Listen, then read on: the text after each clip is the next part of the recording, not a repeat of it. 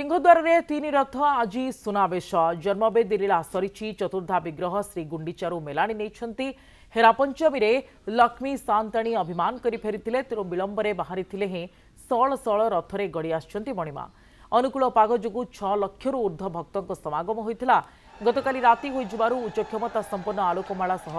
रथ टଣା ହେଲା तालध्वज रथ राति 8:15 रे पहुंचीला दर्पदलन रथ 8:58 सुधा सिंहद्वार चकड़े लगी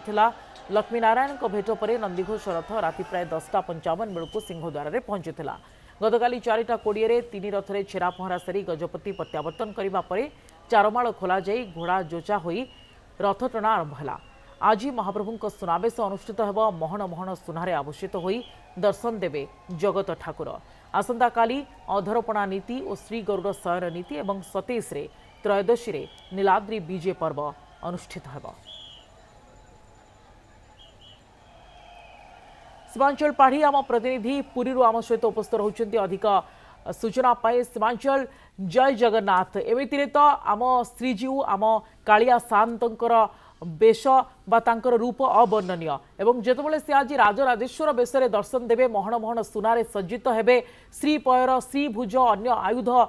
धरिकी संसार रे से रथ उपरे विराजमान करिवे कहीं रथ उपरे ये वर्ष को गोटे थर ही प्रभु आसंती जेतबेले सेतबेले राजाधिराज बेश अर्थात जहाँ को कहा जाए सुनावेश दर्शन दियंती तो सेतबेले तो सारा विश्वर आखि झलसी जीव तो केमती देखुचंती वर्तमान समय प्रस्तुति किभली चली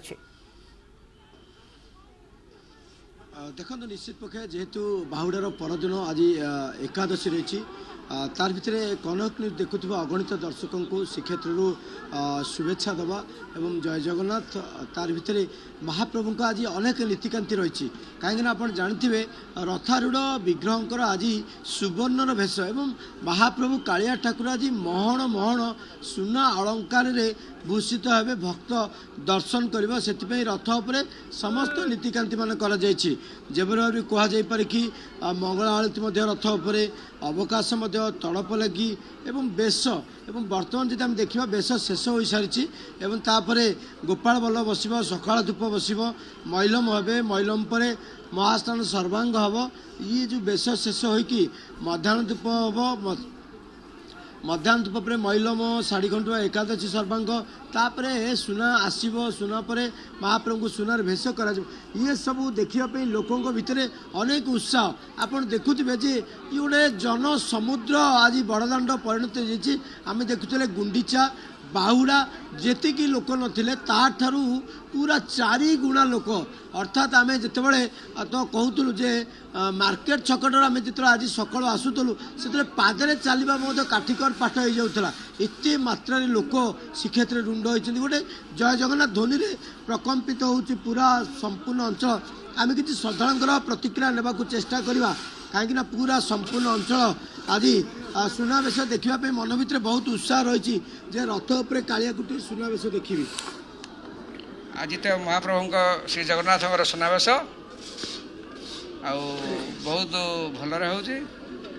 निहाती जो भक्तर प्रतिक्रिया नौले भर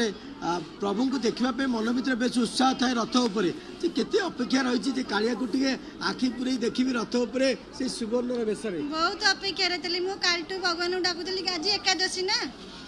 मुझे खाई एपर्यंत मुझे कालिया तो दर्शन करी खाइबी दर्शन कर सारी एबे भोग पाऊ दर्शन पाइले बहुत बढ़िया से आराम से दर्शन सुनावेश देखिए नहीं नहीं सुनावेश जाए दर्शन रही पारे पलैबू छोट छुआ निहाती केते मन भर उत्साह रही आज सुनावेश रही महाप्रभु को दर्शन करवा रथ उपर बहुत उत्साहित जेहेतु आज आम एकादशी चतुर्था मूर्ति को दर्शन करूँ रथ उपर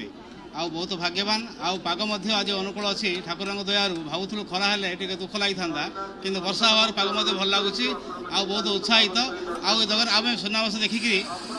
निश्चय देखा जीव केते मन भर उत्साह जे कालियाकुटी रथ उपर सुनावेश दर्शन कर काली तो रथ टाणी 3टा रथ टाणी लगी पड़ी जगन्नाथ आशीर्वाद थी आज पूरा भल लगुच पूरा आराम दर्शन हो देखा आप देखुले जे किभली भाव में गोटे आध्यात्मिक परिवेश से खेली जाइए